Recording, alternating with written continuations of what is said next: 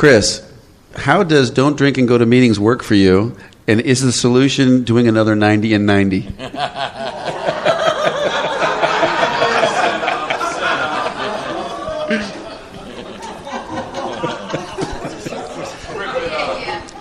I know. Next, I know. And it's just like what Dave said earlier. The people that are talking about this in meetings, their heart's in the right place, and it's like if 90 and 90, and it's a huge problem in the treatment centers because that's what we talk a lot about that. We want you to go to a bunch of meetings, folks. But if 90 and 90 got this cat sober, then he's going to share that with you. But we've gotten off the original deal. The trick is the steps, not the meetings. Meeting makers don't make it. Meeting makers go slowly insane and then shoot themselves. And I don't know. And I have no opinion on outside issues. There's a great thing that comes from the Big Book, and it's back in the Lost chapters, and it says that we have a substitute for alcohol, and it's the AA meeting. If you drank every day, then plug your butt into an AA meeting every day. But you damn well have a sponsor and be working the 12 steps and doing the spiritual deal. It's not a replacement for. They're not mutually exclusive. All right? This question's got to be for me. Yes, it is. Why is the 10th step listed after the 4th step in the worksheet, in the workbook guide? By the way, there is no page 8 because the way the computer formatted that, it turned the page sideways. So that'll be the next question. Why is there no page 8 in the guide? The reason the 10th step comes after that, if you want to, you can go right to your Big Book, right? And you look at the 10th step, page 84. And I don't want to misquote it. I want to get it right because somebody will hang me. This thought brings us to step 10, which suggests we continue to take personal inventory and continue to set right any new mistakes as we go along. We vigorously commence this way of living as we cleaned up the past. Where do you start to clean up your past? 4th step. You don't know what damage it is that you have to clean up until you go through the inventory process. I've heard other people say it starts at step 9 and everything else. That's not my experience. Why spend, let's say it's going to take you 2 months to write all your inventory. You got this big pile of crap. If it's going to take you 2 months to dig out of this big pile of crap, meanwhile, you're creating a whole other pile of crap over here because you're not cleaning up 10 and 11 and the current stuff that you're dealing today. Clean up this big pile of crap and keep the slate clean over here so you don't get done with an inventory and have another pile of inventory you got to write. Make sense? That's why step 4 and step 10 follow each other in the guide. Mark, what the hell are you guys talking about, and are you out of your minds?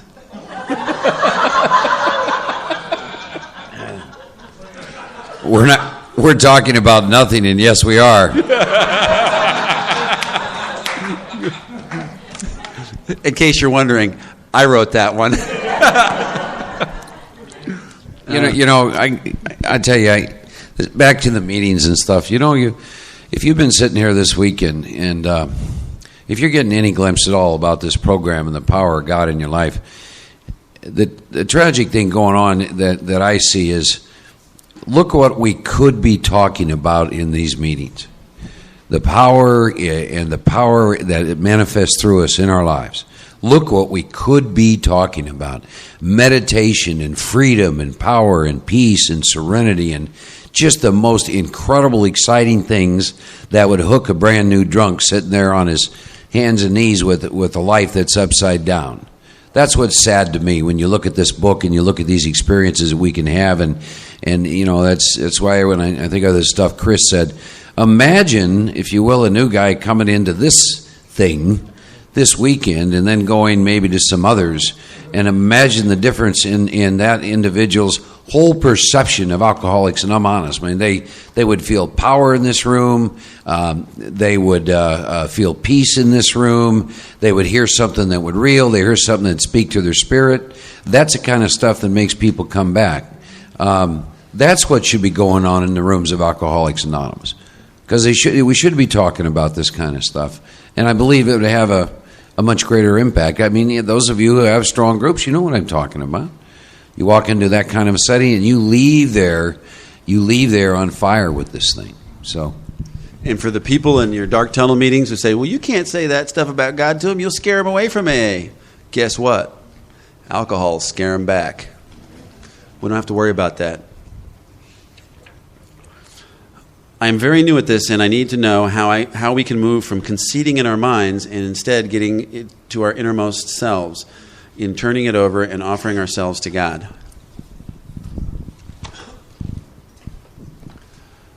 The best tool I know of is going through the book with somebody that's had that experience, which means they've worked the steps. They're at least one page ahead of you in the big book.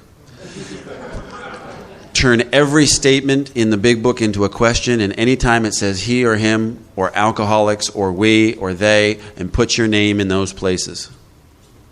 Dave is restless, irritable, and discontented. And unless Dave can take another drink, turn it into that. And then all of a sudden it's not this old geriatric book that was written in 1939. It's a book that's current for me today with my experience. And I'm not this experience. I'm talking my emotional experience. And I'm back thinking about how I felt. And all of a sudden it drives right down into here in my heart. And I know in the core of my being, I'm alcoholic.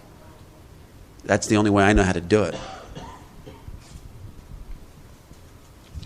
drink lots of whiskey. Yeah, that'll convince you. Mark. To Mark, are we closer to God than we know define? It's either to Mark or 70 Mark. I can't. You try reading that. What does that mean to you? I'll meet you in your room. No.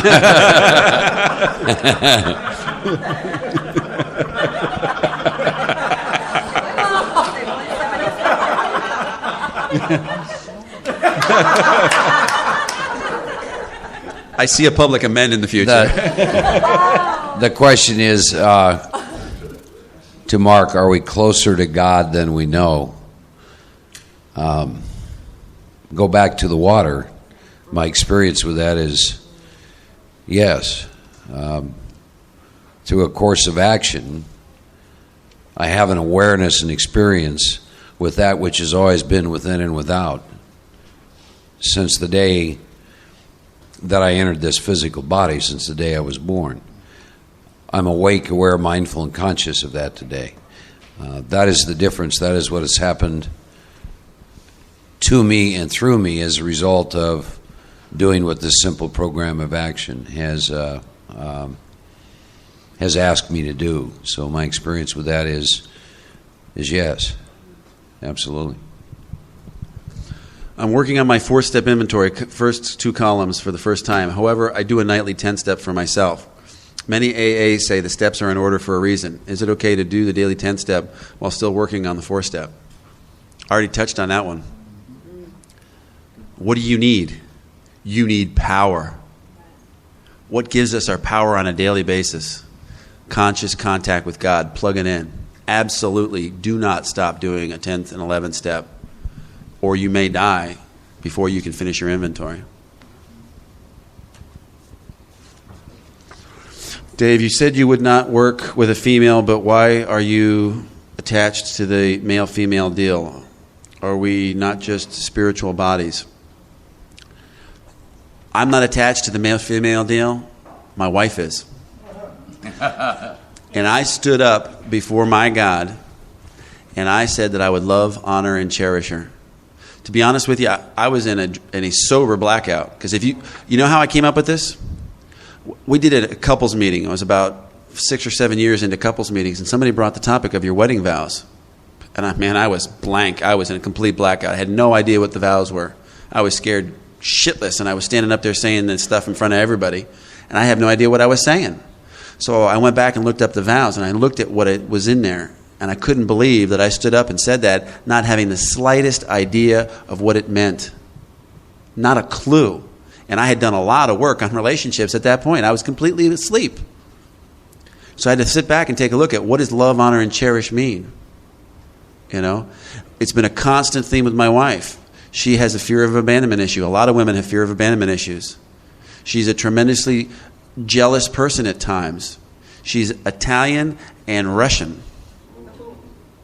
Feisty breed, the way I like them. even the slightest look of impropriety, even if there's even a scent of it, I'm doing something wrong. And if there's other people that can carry the message, why does it have to be my hand of AA in that case? You know, that's just my experience. I used to work with them. To me, we're all children of God, and yes, I can help you. If I were the only person around, would I let you die? Absolutely not. You know, I'll make sure you get to the women and get plugged in. But there's plenty of women that can help you. How do you present the AA recovery program in rooms where AAs stay sober on the fellowship alone, and we I think should be, we are considered thumpers and not welcome? Live by example. You don't ever have to defend the big book, and it's the truth. We're not trying to ram this in anybody's orifices. We're just saying this. The original message said this, and my life changed as a result of doing this. You may want to do that. They'll come. You'll be amazed. Where a couple of you will get together, it's the coolest thing to watch. While I'm thinking about it, some of you bigger guys back there start breaking up some of that furniture, and we need to get a big fire up here. God damn. This place got cold. Air conditioning's a lot of whack. Mark, what can you do about the fear of not having enough money when you wrote about the fear and meditate on the fear and ask God to remove the fear, and the fear is still there and it affects me and my wife?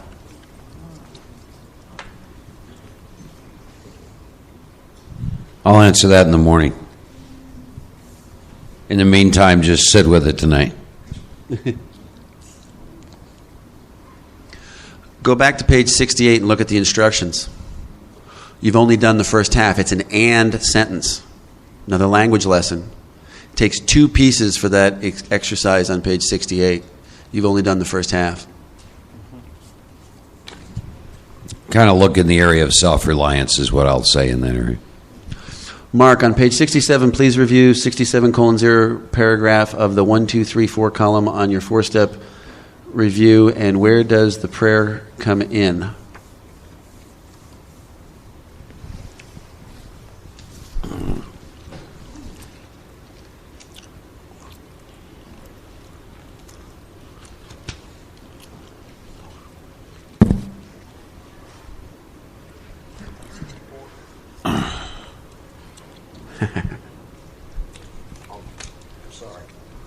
Yeah, I'm borrowing glasses. You can go on to another one. Okay. Well, this is another Mark one. This is another Mark one. And there's a Dave one. Dave, what is the shortest amount of time you've taken someone through the steps on their first time through? Through all 12 steps? Well, it depends on their resentments. I've got it down on a fairly consistent basis. A wet drunk walking through the door, if I have the time to devote to him in one giant block, about 6 hours he's out making amends. We don't mess around. That's the way Bill did it. That's the way Dr. Bob did it. The guy is on fire. He's dying inside. I got to get him some relief. So I pump him through the steps real quick and wake up his spirit. Just the fact that he's not drinking alcohol is enough to free him a little bit. I get rid of some of that guilt, get rid of some of the... It's not going to be perfect. It's not going to be right even. Any step worth doing is worth doing wrong. Pump him through and get him right back in. Now he's got a little relief. He's had a little bit of an experience. He doesn't understand it, but now he's at least willing to go through, and now he's not on fire anymore. He can slow down and take his time and have more of an awakening. And guess what? We're going to pump him through again and again and again. The steps are circular, they're not linear. You don't do them once and live in 10, 11, and 12. Not my experience. You ready for that one or no? Well, if I understand this question right, you write your first 3 columns, and then there's the prayer, and then you write the 4th column. But talk to me tomorrow if for some reason I misunderstood your question.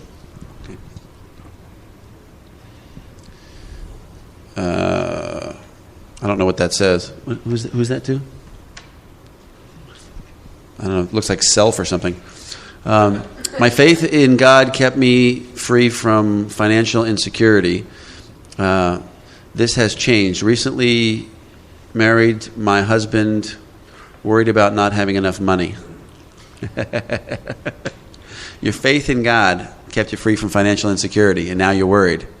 Where's the problem? Your faith.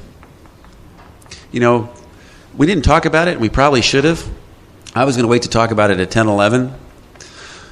The AA program does not say we live one day at a time. This is another one that I'm going to get in trouble for. That's not what the book says. The book says we have to live spiritually for a 24-hour period. Faith has to live in us and through us for 24 hours or we die. That's our 24-hour program, is to have faith in every hour of our life or we die. It's not we just don't pick up a drink for this 24 hours. You're missing something. How do we not pick up the drink? Conscious contact with God. I think it's on, if memory serves me, page 16 is where that's written. So that thing on faith, I would ask that person, something smells about that.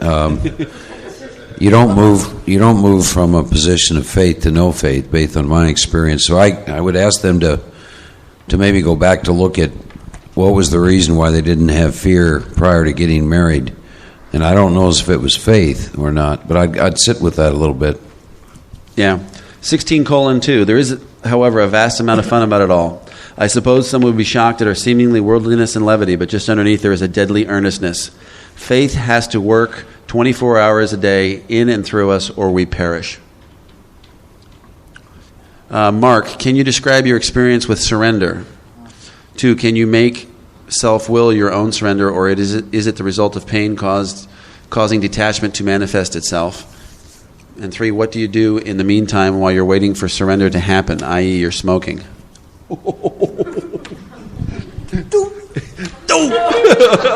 Little Homer Simpson there.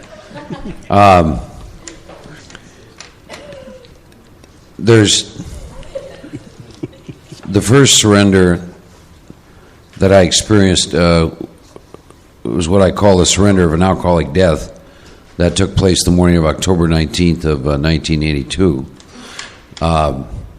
The second surrender, as far as I can tell, that we're all going to have to go through in the program is self-will. Hitting the wall with self-will around length of sobriety.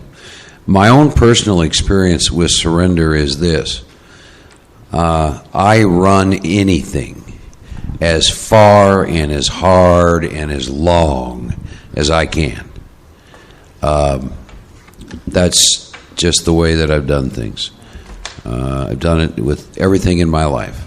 Alcohol, money, not to address the smoking issue, which is always of concern from people when I go somewhere and I'm talking about God, because they have this idea that you're supposed to be a water walker, but which I'm not.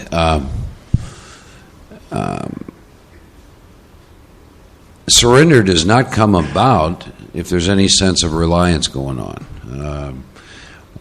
Every alcoholic I've ever met, surrender seems to only show up through a very large window of pain. No other way. I obviously haven't experienced enough of that around that.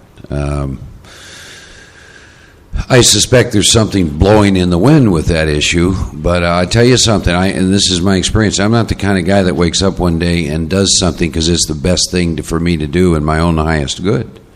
That isn't, if I did, I'd be doing a lot better than what I am in every area of my life. And you're the same way. Go into your own experience with this issue. Take any area of your life. How does surrender ultimately come about in any area? How does it come about? Because you wake up one day and say, because you have moral and philosophical convictions, I'm not going to do this anymore because this isn't good for me.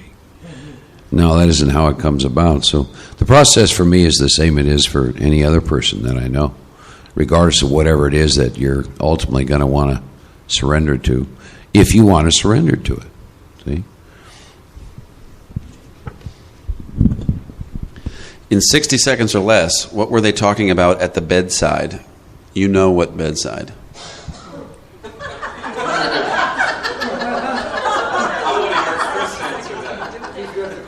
He's going to have to. I don't know what bedside. Chris, you got it.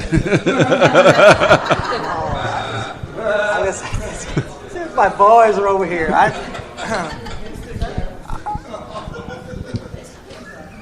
don't have a clue. They were carrying a message. I mean, that picture is graphic and is. I mean, what a great photo it is. Y'all know the ones we're talking about. The portrait. It's the man on the bed, the alcoholic who's reached that point of surrender, and them having the message carried by a couple of cats who have the solution. And I mean, that's it in a picture. That's the program right there. If that's the bedside you're referring to, it's well documented in our history. Bill Wilson and Dr. Bob came in. That picture is a misnomer. It did not occur at the bedside like that. They needed a place to put the guy, and Dr. Bob was a doctor in the hospital. And they said, "Well, there's no private rooms." He said, "We got to have a private room." So the nurses cleaned out a closet, and they wheeled this guy into a closet so he'd have a private room. And Bill and Bob show up, so it's really not looks like it's in a giant ward. They're actually working in a closet, and they're in there and they're sitting in there and they're talking to him, and he comes out, And in those days, the only time you got a private room is if you were getting the last rites and you're about to die. So he wakes up and here's these two guys talking to him about his drinking, and he's in a private room, and you know what he's thinking? All right, I've done it this time. I'm on my way out. I'm checking out. So now they've got his attention, right? God's got his attention, and the next thing you know, they start talking to him about his story.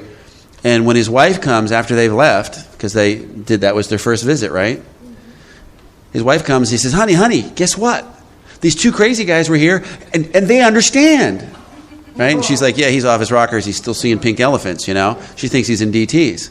And then Bill Wilson and Bob show up the next day. She happens to be there, and he's like, hey, honey, these are the guys who understand. So they were convincing him. They were hooking him, to use Chris's term. They were setting the hook, and they had him from that point forward. Mark, can you talk about how or what you do to increase your willingness to stop smoking, knowing it goes against God's will for you? Isn't it great that everybody cares so much about Mark Houston and his smoking? How do you know it goes against God's will for me? How do you know what God's will for me is? When did you start playing God in my life?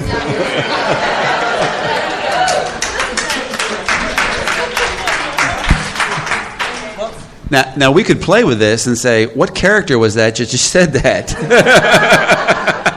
But the point needs to be taken real clearly, because the bottom line, how many times have I spoken from the podium and then had somebody come up and bust my chops because I cussed from the podium? They didn't hear a thing I said. All they heard was the cussing. It's like, you shouldn't do that.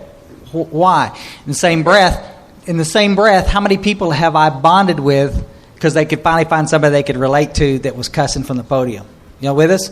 I mean, we got speakers all over the country that are famous that cuss 4 times as bad as I ever did. But there's always one in a group that'll come and bust my chops about it. If you really were, believed in God, you wouldn't use His name in vain. One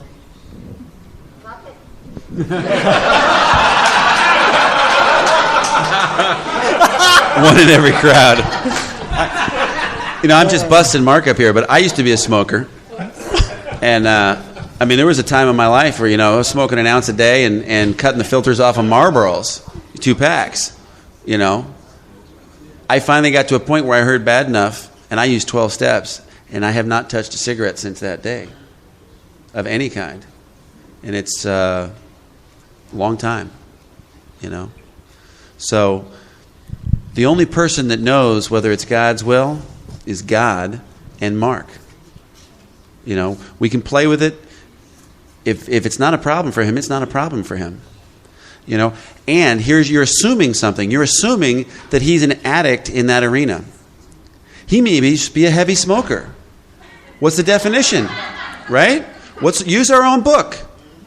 It may even cause him to lose his life before his time. But if it doesn't create that kind of unmanageability, if he's not powerless over it, then is he an addict? I don't know. Only he can diagnose himself. Mark, what prayer or spiritual tool should one use when in the midst of writing that third column, 16 years sober, and the urge to throw the pen and paper across the room is greater than the urge to follow through with the process? I sit down and I like to meditate for 7 to 10 minutes before I write, and then read from the ABCs through the third step prayer, and you'll get taken into a state of consciousness to write, and the writing will arise from within you. if you attempt to sit down, just pick up a pen and write, you're going to have the experience that you just read. I want to address the first one about what we really have here is we have a resentment. It says toward a guy who raped me. I want to say three things. One, I'd like to talk to the person, not tonight, but tomorrow. Two, if a woman wrote this, find a woman, write a 4-column inventory. If it's a man, write a 4-column inventory, find a man. 3, there's a book by Tak Nahan called Pieces Every Step of the Way. The whole last chapter of this book is devoted to this very, very same example.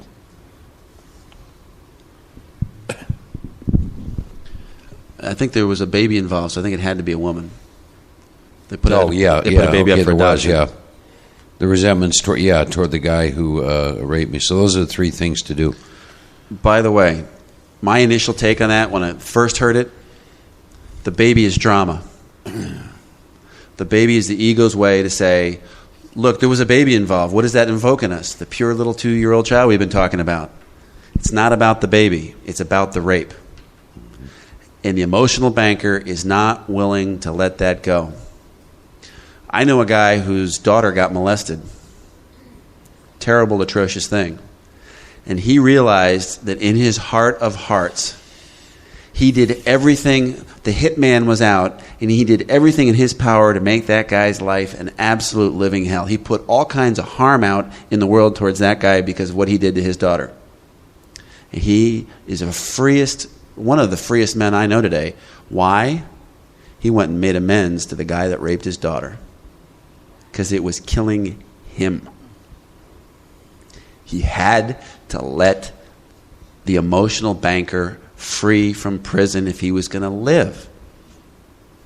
I got another friend of mine who went into a maximum security prison to make amends with a guy he thought was going to kill him, have him killed. Locked him in the room and made amends to him. And they said, you go in here, you're locked in, you cannot get out until this amount of time.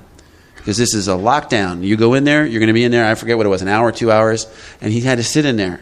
And he walked home. He said he could have run home alongside the car. He was that high from that amends. You have to face your fear and go through it. And then you can get free. If you don't, it will kill you. Door number 1, door number 2, there is no door number 3. Live spiritually or die the alcoholic death. And we've spent this entire weekend stealing. We are robbers up here. We have stolen your ability to sit in mediocrity anymore. We've stolen the grace of ignorance from you. Now you know the truth. And guess what, folks? You're either going to live spiritually or you are going to die a very rapid. You're going to get sicker than if you never came to this conference. The ball's in your court. How much do you want this? Because it's for people that want it, not for people that need it. Yeah, real quick, this is not about right or wrong in that kind of situation, of course, because there's no right to that. But it is about mercy, and it's about. I got to tell you, just before everybody expires from frostbite. In Texas. In Texas, a couple of years ago, we had a very tragic crime that was committed there. There was a black man who was drugged to death over in East Texas, and it was it was just horrible, and it was covered in all the press there in Texas, and I'm sure everybody in the country had picked it up on the wire. But the pictures that stick out in my mind are not the screaming people calling for justice, because that just goes with the territory. What sticks in my mind is Mr. Byrd, the gentleman that was killed. His mother was in the courtroom as they passed sentence to the two morons that did it. As they gave them the death sentence, Mrs. Byrd got up, and she was a big, huge woman, and she got up out of her chair and went over to the parents of the people that had killed her son and put her big old arms around those people and showed them love and compassion. And I'm going to tell you, I'm not coming from any spiritual mountaintop because it's hard for me to fathom that kind of love. But that's what this is about. It's not condoning or justifying what happened. It's understanding that there's not one of us in this room that has the right under any circumstance to point a finger at somebody else and say you did wrong. I mean, one of the freedoms of this program was that I got to a place where I could stop judging the world. God is my judge. I said it when I spoke from the podium tonight. If this program was about justice, I'd have been dead a long time ago for the damage that I did other people and the harm that I created. Inadvertent harm. Just verbally hurt people that I could never repay or repair. And I'm going to sit here and judge somebody and point a finger? We all get out of the judging place with courage, get past the hurt. You ain't going to do it by yourself. You're going to do it sitting in a fellowship of people just like this and get taken to a place where we can grant these people mercy. That's freedom. That's freedom. That's where I want to stay. You take the central nervous system, put it to sleep with alcohol, and look what happens. They estimate that over 80% of the people that are in prison did it under the influence, whatever it is. 25% of the people, it depends on the numbers you look at, have absolutely no recollection for what they did. They were asleep. I sit before you, am capable of rape. Rape is an act of violence. It's not a sexual act. Right? Just God's grace that I didn't ever rape a woman. I sure as hell was angry enough. Violence is a huge part of my past. You know, I could have very easily molested a child. Distorted night, who knows? Put my central nervous system to sleep. I could do almost anything. Murder. I used to think I'd be the perfect hitman because I had no emotions. I thought. Inside I was dying. And I was submarining so bad with drugs, trying to keep that down because I cared deeply, passionately. You've heard me talk about how I feel about love. Yet in my mind, I had deluded myself to think I'd be a hitman. It'd be a great career field for me because I'm smart enough that I wouldn't get caught. You know, who the hell am I to judge? I sure as hell hope people don't judge me because my feet are clay and I'm still screwing up in AA. But I got 12 steps to clean that stuff up and try to walk as a child of God and do service work. I think that's all, folks. Let's close for the evening and smoke them if you got them.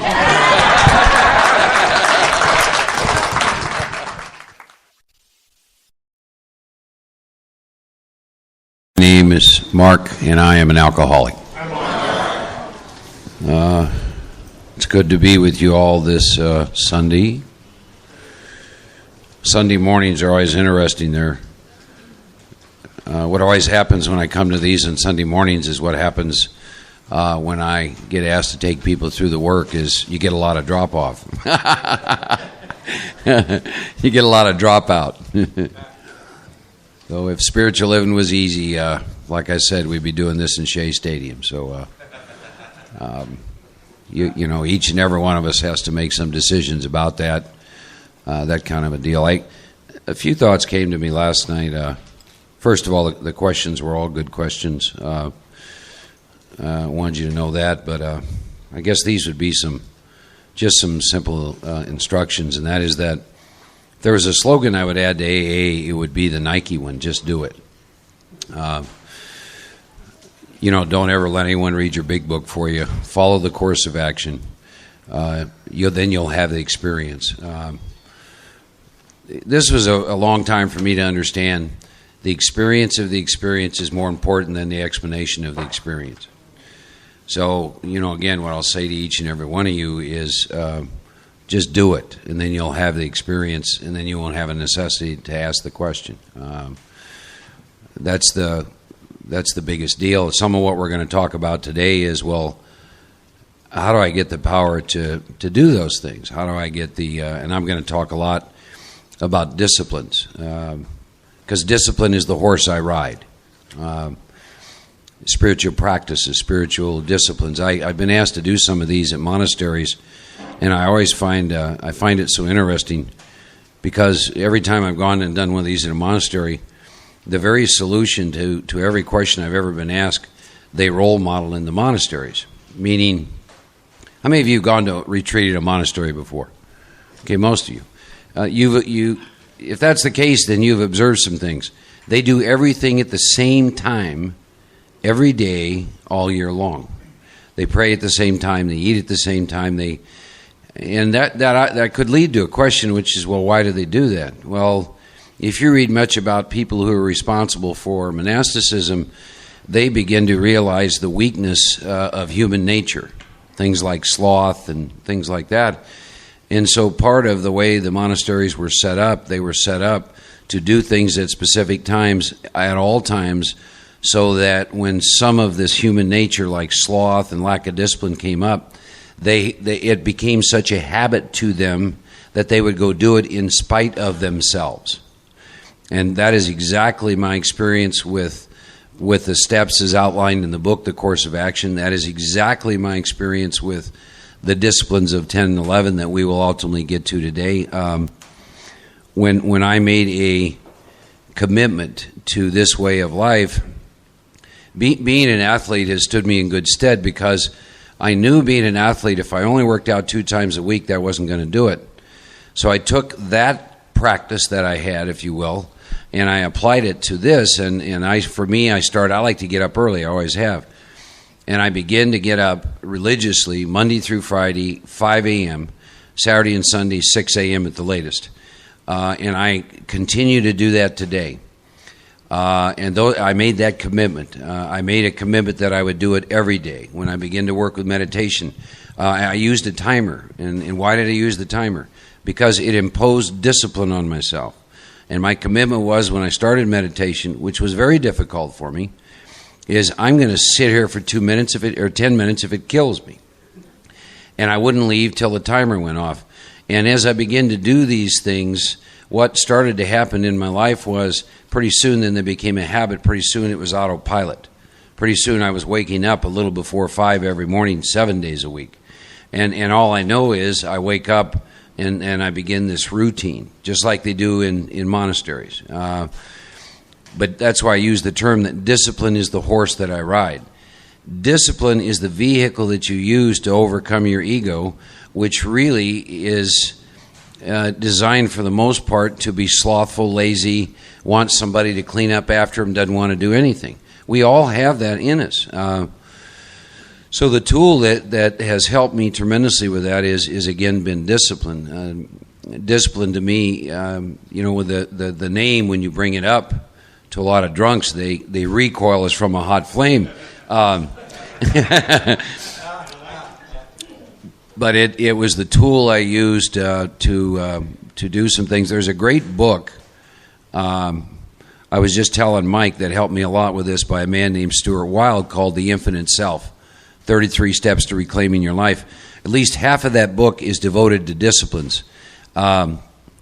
Nutritional disciplines, physical disciplines, spiritual disciplines, mental disciplines, emotional disciplines. I like this guy because he's the one that says, if you can't explain your spirituality in less than about 10 seconds, you might want to consider getting another one.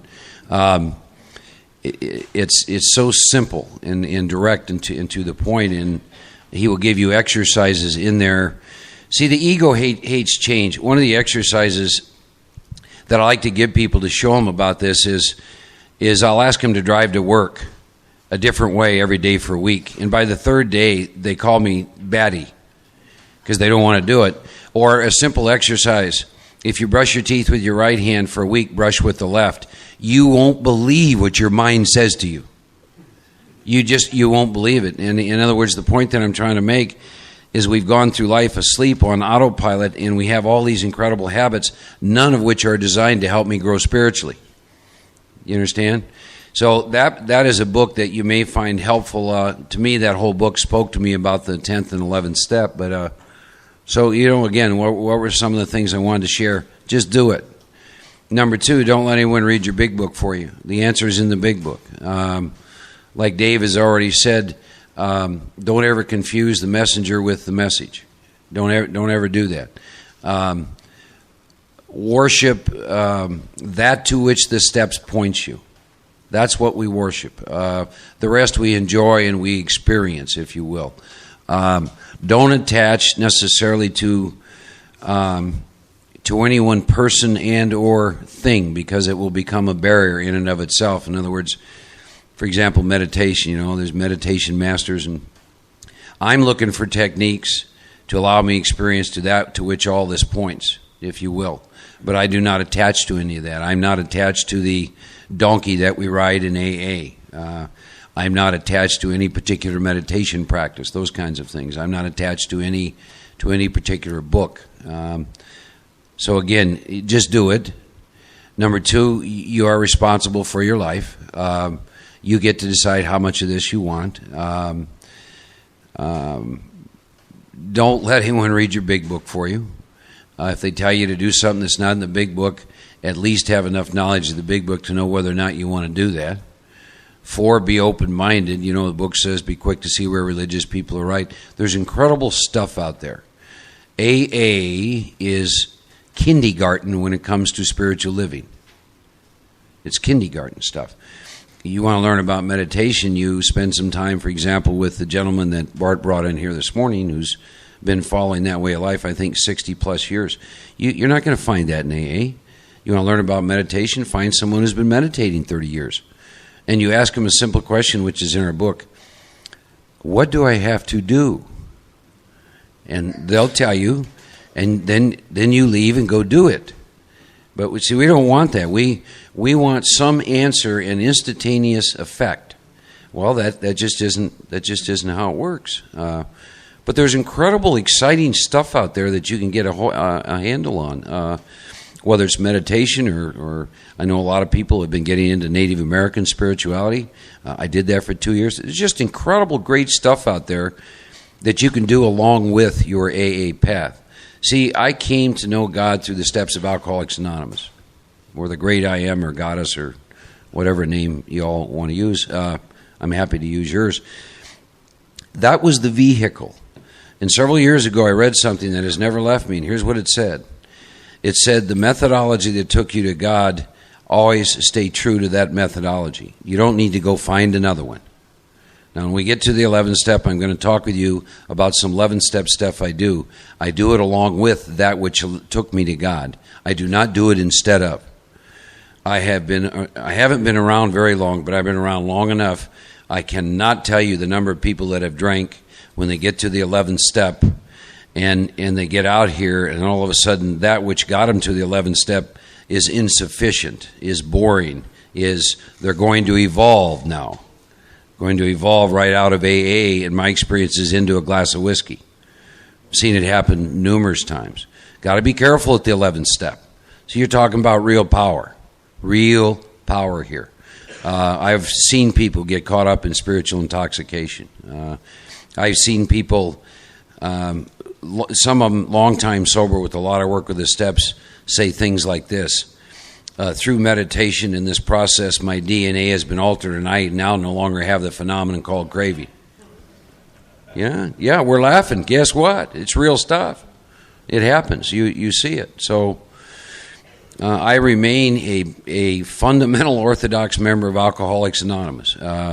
I remain a basics out of the big book stuff. If they got a sentence in here, and have I kind of gone off here at times? Well, of course. But I always come back to that which took me to which the book is pointing. See?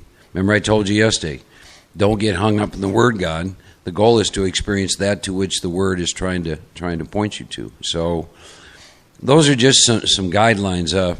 Quit trying to get the answers to all these incredible questions that you have.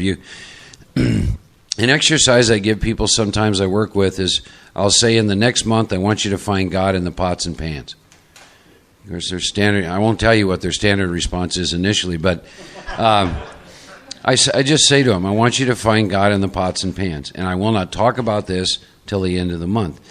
And in every situation, they come back to me and they have the same experience I did.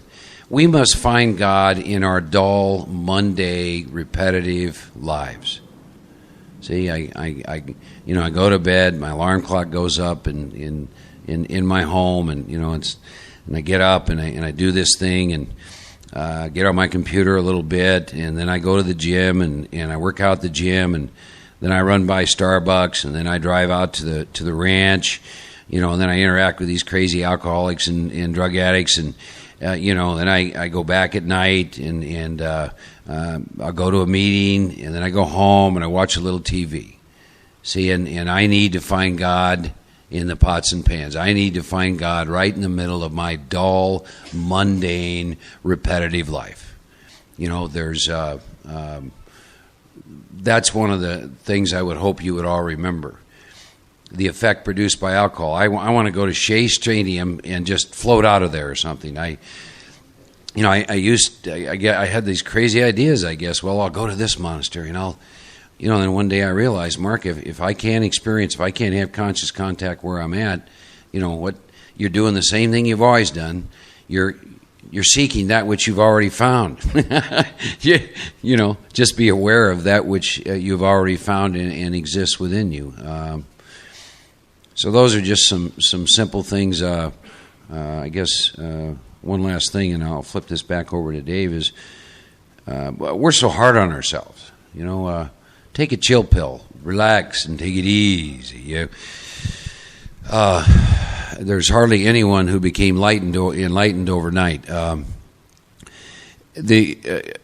that has helped me so much, I told you this yesterday, which is, if I practice today, I've won. If I don't, I've lost. I just have to keep it at that level. To use clock time, today's Sunday. It's according to my watch, probably about 9:23. It's in July. It's 2001. Hey, that's it. There's nothing else. There's nowhere to go. This is where I'm at. This is where I'm going to live my life. This is where I'm going to do this deal. And keep it down to that simplistic thing. Assume the responsibility that you get to decide how much of this thing that you want. No one can do that for you.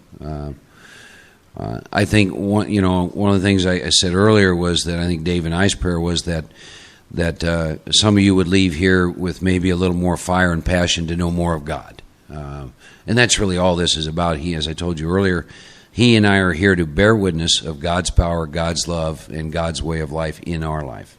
And nothing more than that. Dave and I don't have any answers. I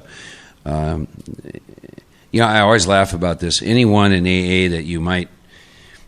Because we've all had teachers in AA and stuff, and if you're fortunate enough to listen to their fifth step, that is always a great thing. Because any illusions you have that they're enlightened quickly are dissipated.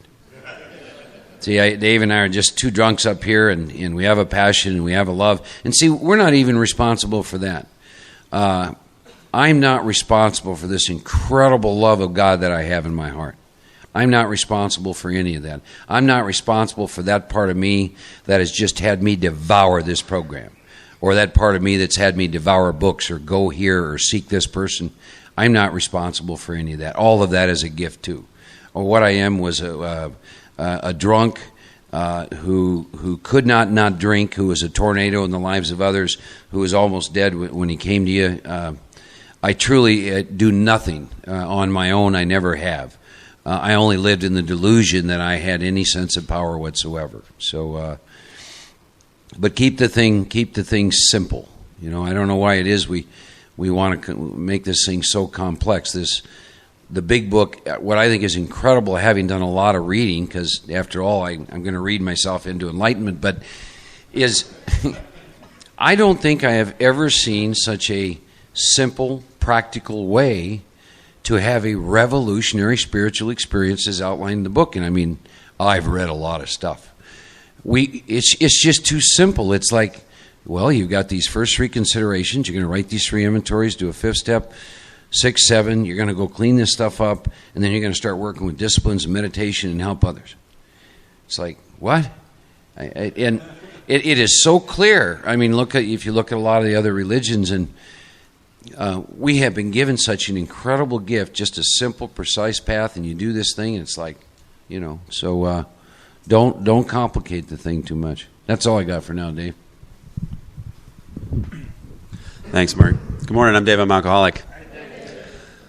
To follow on what Mark was talking about, I think in the very beginning it was kind of flipped to me when I heard it the first time, but the longer I'm sober, the meaning has changed. When Dr. Bob said this whole thing can be boiled down to love and service. Trust God, clean house, help others. That's how simple this deal is. It really is that simple. And it's a gift. A couple thoughts that I had last night. I was pretty tired when I got back to the hotel room, and I had to get on the internet to look at my email for something I have to give to Mark today. I needed a date that was in one of the emails. And a friend of mine, Toto, she logged on and said, "Hey, how's your workshop going?" And I sent back an email to her, the instant messaging, and I said, it's indescribable. I don't know about you guys. I've been to a number of workshops. I've participated in a number of workshops. I have never felt the stuff that I felt. There's a magic here with this spiritual body, and I am tremendously grateful in my heart for you guys. This has been a true gift for me. And, how do you describe that? And it became almost instantly clear. I could hear Mark's voice running through my head saying, "Don't piss all over your experience." We are sharing something here, and when somebody asks you how it was, you say, just tell them it was indescribable. And because words aren't going to do it justice. Enjoy what you're experiencing. If you're having a shift of consciousness, if you're having a change, revel in it. Enjoy it. Just feel it. Embody it every second, because you're in the moment. You're connected to God when you're doing that. As soon as you try to put words to it, you're not going to do it justice. As soon as you try to put words to God, you can't describe God with words. It's an experience. It's a neat thing.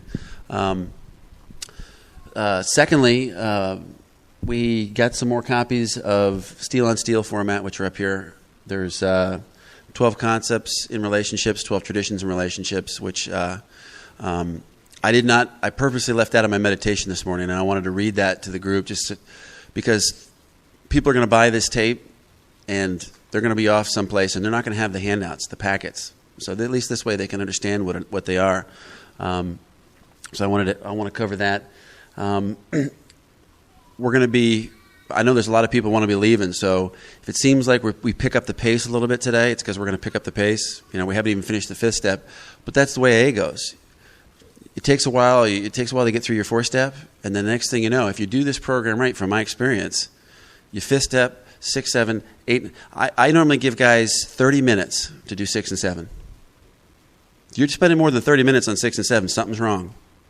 Now that I'm long-term sober, I do 6 and 7 in 30 minutes, and I move on, make my 8-step list. I have my first amend. I'm ready to go make my first amend. I will make more time, and I will go back to 6 and 7 and sit with it longer and use some other techniques which aren't in the big book. I'll go through the sacrament of penance, and that'll take me 3 or 4 days to do that. In my morning meditation, I'll spend a half an hour a day or so going through to really drive that home. But to actually do the 6 and 7 and offer that stuff to God and move on, it goes pretty quick. And then 10, 11, we're going to slow down for that, and because that's the meat of this deal. It's 10, 11. And then one thing I want to do is most workshops I've been at, you go through and you get to 12, and they're basically out of time, and everybody goes, well, you know how to do it. It's in the chapter Working with Others, and they move on. Because of that, in the guides, I threw in some experience, my own personal 12-step experience. Because I don't know what's going on down in Texas, but what's going on in North Jersey is insurance companies have stopped paying for rehabs, majority-wise. And since the insurance money's dried up, the detoxes are drying up. We're down to 2 detoxes in all of North Jersey. So the 12-step call is falling back in our laps, and nobody's teaching 12-step calls. So we need to talk about the practicalities of how do you get a wet drunk into sobriety without killing them, because alcoholism is fatal through the detox. Very often, a very high percentage of alcoholics die detoxing. If you don't know how to do it, you'll kill somebody, literally. So I think we should talk about that before we get out of here tonight.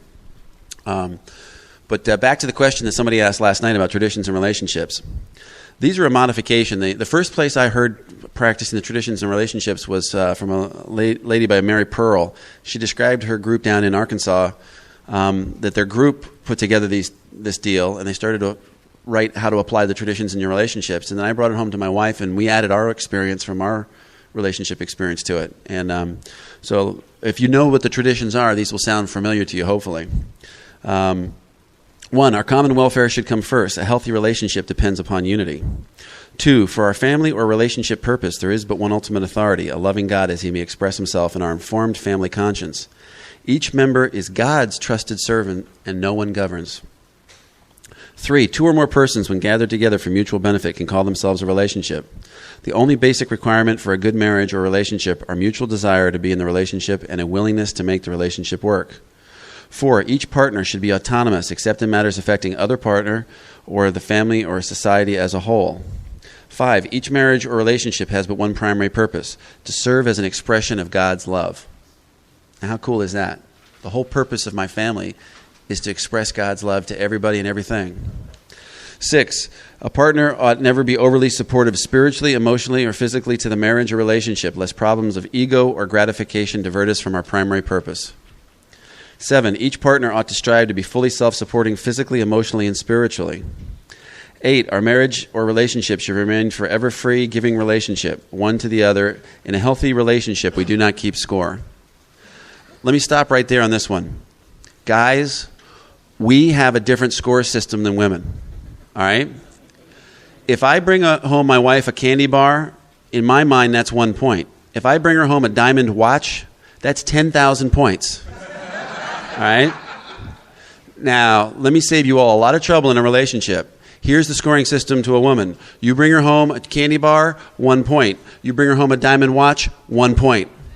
You write her a love note, 1 point. You bring her home a dozen red roses, 1 point. All right? So it's not the value of the object. It's an expression of love. You know? So what do I do in my relationship with my wife? I write love notes. I leave little love notes. Before I came out here this weekend, my wife's a chocoholic. All right? When I go over to London, I buy Toblerones, the little baby Toblerones. And so I wrote a little love note to my wife and put a Toblerone underneath her covers. So when she climbed in bed that night, she would find the Toblerone. Then I took another Toblerone, another love note, and stuck it in her underwear. So when she went in the next morning to get up, she would find another one in her underwear. All right? I did the same thing for my kids. Each of my children, when they climbed into their bed, hit a love note and a Toblerone. That's what practicing these principles means. Getting out of yourself to show love to somebody else. If you can't do it to your family, who can you do it with? Simple little stuff.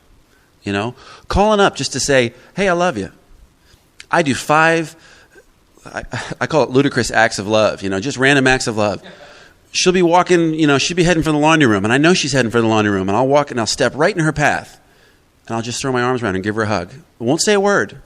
And now she knows enough to say, what are you doing? She'll just reciprocate, and then off she goes. I got sober with a Just Today card. You hardly ever see Just for Today cards anymore. You know who prints them now? Al-Anon. Most AA groups have stopped printing the darn things, right? It used to be printed by local intergroups around here. And there's a whole series of things you should do just for today. And one of the things that I still do to this day is you do 2 things a day that you don't want to do just for the practice. And you do 1 thing a day that if it gets found out, it doesn't count. Because alcoholics always want to take the credit for it.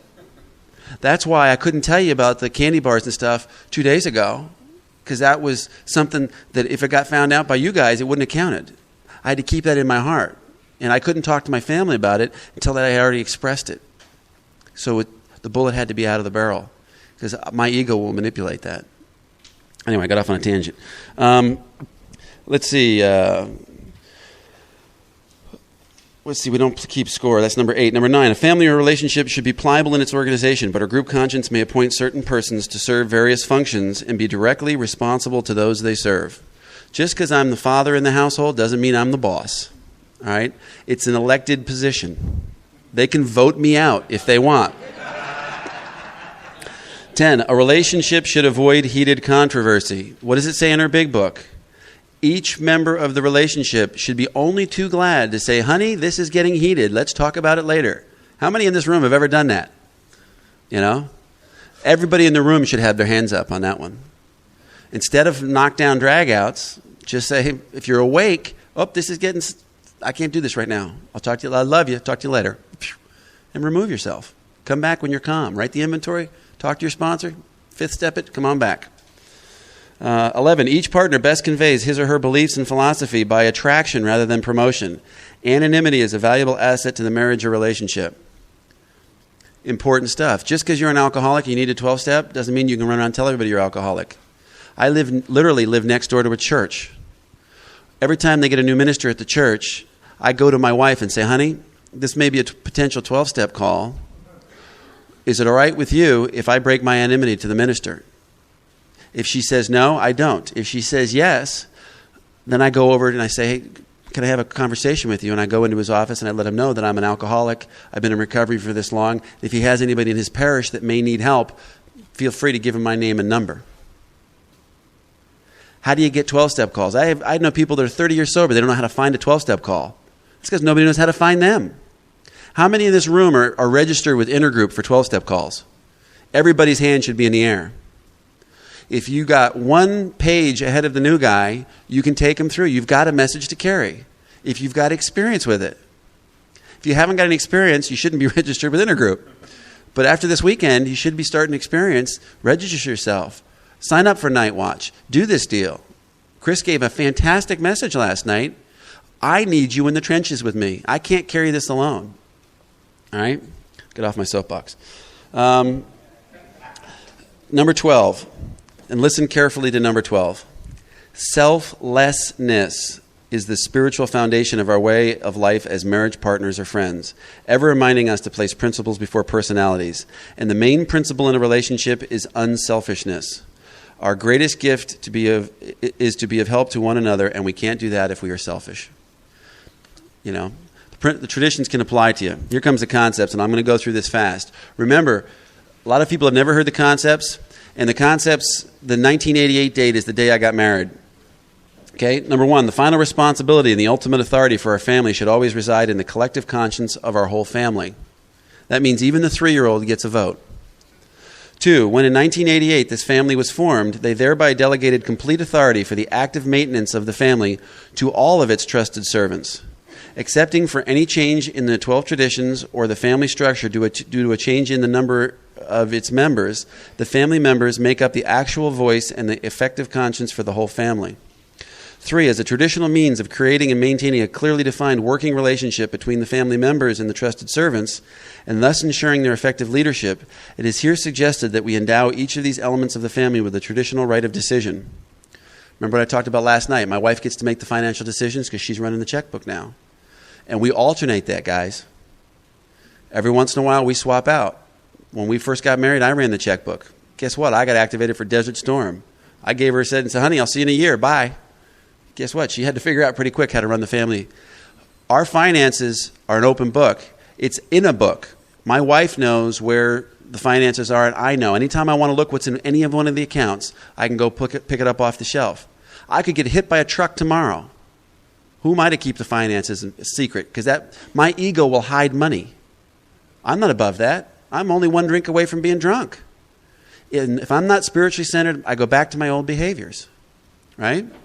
So every insurance policy, all that stuff, it's in a place. If my wife and I were both to get hit by a truck tomorrow, anybody could walk in and pull that book off the shelf and know what's in there.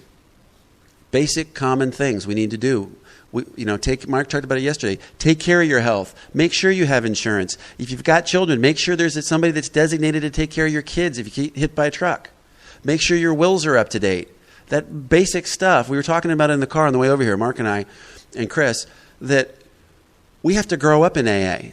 And there's nobody to teach how to have a relationship in AA. There's nobody. That stuff should be taught in high schools. How do you love another person? How do you have a basic relationship? What does it mean to be an adult?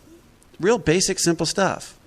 If you don't know how to do it, seek it out. Humble yourself enough to say, hey, you seem like you got your shit together. How do I do this? Is there anything I haven't thought of? Real important stuff. Real important stuff. Here's an example. A friend of mine, guy I sponsored, 12-stepped him. 3 years ago, I sat him down and said, listen, nobody will ever tell you this. I'm going to tell you this. I said, I'm taking off my AA hat. This is me as a friend talking to you. You're just getting married. You need to get insurance for your wife. You need to get insurance for you. You need to have a will drawn up. Your wife he was just newly married, so his wife had got pregnant right out of the barrel. I said, you need to draw up a will and testament, and you need to have guardians picked for your children. He disappeared. He got a new higher power, which was money.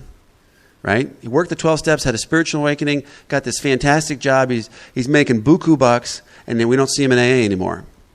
Last week, I get a phone call from him. He was doing 8 balls and drinking in Manhattan. The money didn't do it for him. Calls me up, says, Dave, I need help. Sitting down and talking to him, and he says, oh, by the way, I just found out my wife has cancer. And I said, well, thank God you got insurance. He said, no, I never did get the insurance. How is she going to get the insurance now? She's got a pre-existing condition. And then he says, yeah, my company got bought by AT&T, and they're laying everybody off, so I think I'm going to be laid off on Friday. So now he's going to be without insurance and no job. Basic stuff. Life is hard. Pay attention. All right? And there's another tangent. Would you rope me in, Mark? Where was I? Let me remember which one of these. Oh, write a decision. 4, throughout the family structure, we ought to maintain at all responsible levels a traditional right of participation, taking care that each classification or group of trusted servants shall be allowed a voting representation in reasonable proportion to the responsibilities that each must discharge. What does that mean? That means if my wife wants to move money from this money market to that money market, that's reasonable in her position. She doesn't need to bring that back to a group conscience. She can participate that. She can make her own decision. Boom, she's not violating anything. If she wants to go speculate with that money, we're going to have a conversation. All right? 5, throughout the family structure, traditional right of appeal ought to prevail, thus assuring that minority opinion will be heard and that petitions for redress of personal grievances will be carefully considered. I talked about that last night. 6, on behalf of the family, the trusted servants have the principal responsibility for maintaining the maintenance of the family, and the collective voice of all family members traditionally has the final decision respecting large matters of general policy and finance. But the family also recognizes that the chief initiative and the active responsibility in most of these matters should be exercised primarily by the parental trustees when they act amongst themselves as the parental service board for the family. My wife and I should not be giving too much authority to a 3-year-old and a 6-year-old. Common sense. So we are the parental service board. We take care of the majority of stuff of where to put. I don't go to the 3-year-old and say, hey, where should we invest this money? Common sense prevails. When it comes down on the line and you're a parent and your kid says, well, why not? And you say, because I'm your father and I'm telling you so. As long as I'm spiritually sound, that's an okay decision because I'm the parental service board. When the buck has to stop somewhere, it has to stop here. I know people in AA that they were raised with nothing, and so when their kids get there and it's time for them to take a decision, if they don't feel comfortable with it, they say, well, he's probably not going to get hurt. Well, do what you want. And the kid spirals out of control, and then they come back to me when the kid's 15 and he's doing drugs and he's out of whack, and they're saying, well, where did I go wrong? They didn't want to take responsibility because they weren't taking responsibility for themselves. Your sobriety, your life is your responsibility, and you can't do it without God. Plain and simple. Number 7, extremely important, and I rewrote this one recently. The family recognizes that the vows exchanged by the parental trustees created a legal entity and thereby fully empowered the parental service board to manage and conduct all of the family affairs. It is further understood that the concepts are spiritual, not legal instruments, and that the family itself is a spiritual body. It relies instead upon God as he may express himself in the group conscience. The principal vows to love, honor, and cherish each other, the force of tradition, self-sacrifice, selflessness, cooperation, and as a last resort, the power of the parental purse for its final effectiveness. 8, the parental trustees, which make up the parental service board, act in 2 primary capacities. A, with respect to large matters of overall policy and finance, they are the principal planners and administrators. They and their primary committees directly manage these affairs. B, what with respect to the constantly active service committees, the relation of the parental service board is mainly that of custodial oversight, which they exercise through their ability to elect all directors of family service committees. Guess what? I'm in charge of the garbage committee. My wife's in charge of the laundry committee. I mean, it sounds ridiculous, but if you're having trouble deciding who's going to do that, form a committee. And then if she says, I'm sick and tired of doing the laundry, guess what? You have a family vote, and guess who's probably going to end up doing the laundry? When the kids get old enough and it's time for chores, I'm not going to go to them and say, this is your chore. We're going to say, well, how can you contribute to the service of this family? How can we be of service for each other? I'm trying to teach my kids the 12 traditions, the 12 concepts about love and service. It will serve them better than anything I can do if I can just use practical application of what we learn in AA. 9, good service leaders, together with sound methods of choosing them, are at all levels indispensable for our future functioning and safety. The primary family leadership must necessarily be assumed by the parental trustees who make up the parental service board. That's what I was talking about. The buck has to stop with you. How do people get elected in the service? In A, realistically? They miss a business meeting, and next thing you know, oh, by the way, you're the DCM. Or nobody wants to take responsibility, so the new guy kind of goes, well, my sponsor said I need a service commitment, so he raises his hand. Folks, the people that need to be in service are the people with the most sobriety, the people that have the experience. What our service structure has ended up being filled with are egotistical maniacs who want a position and a title. And so they get in there, and then you have these business meetings where there's fighting and cat-clawing and scratching and backstabbing and scumbagging, and what gets done? The circle and triangle gets removed from our literature. How important is that image of the circle and triangle? That kind of deal. If we don't pay attention to what's going on in our own backyard, we're in deep trouble. And that feathers right in with Chris's message last night. 10, this is a really important one. Every service responsibility should be matched by an equal service authority. The scope of such authority to always be well defined by tradition, by resolution, or by specific job description. Don't make assumptions.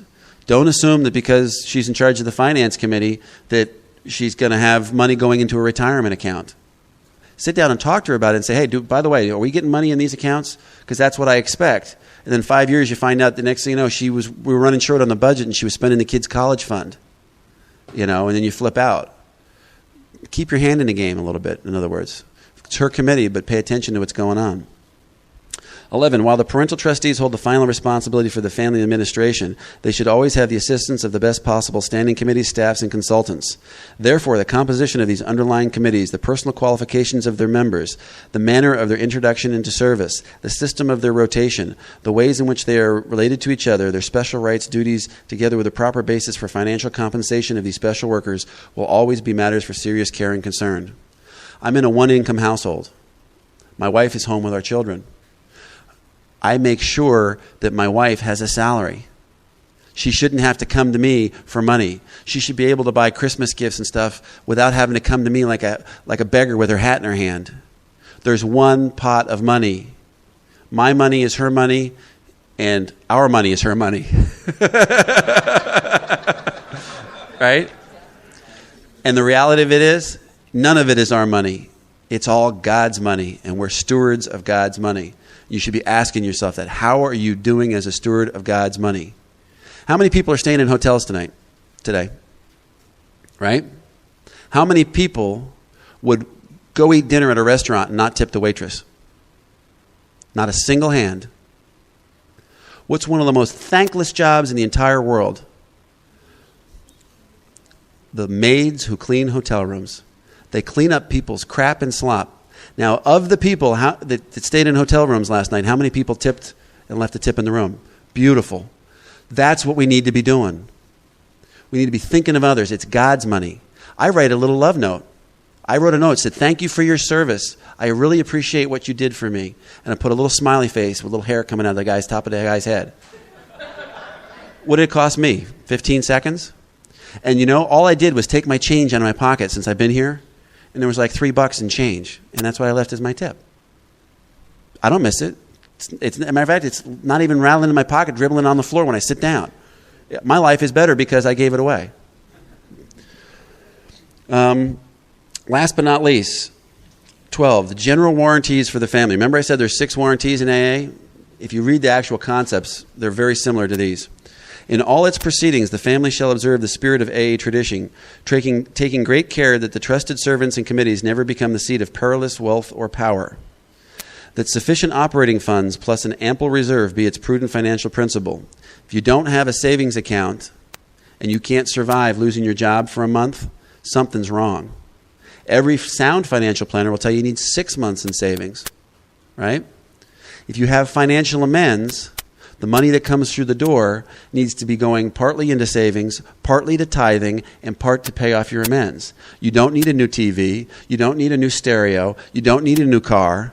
That jalopy with the 3 colors of paint and the Bondo that's been driving around when you got sober, that'll keep carrying you as long as God needs you to carry you. And you know what? Something will come into life. When I get an old beat-up car, because I drive them pretty hard, and I'm going to get a new car, guess what? Give it to some newcomer in AA who's struggling, you know? But you make a deal with them.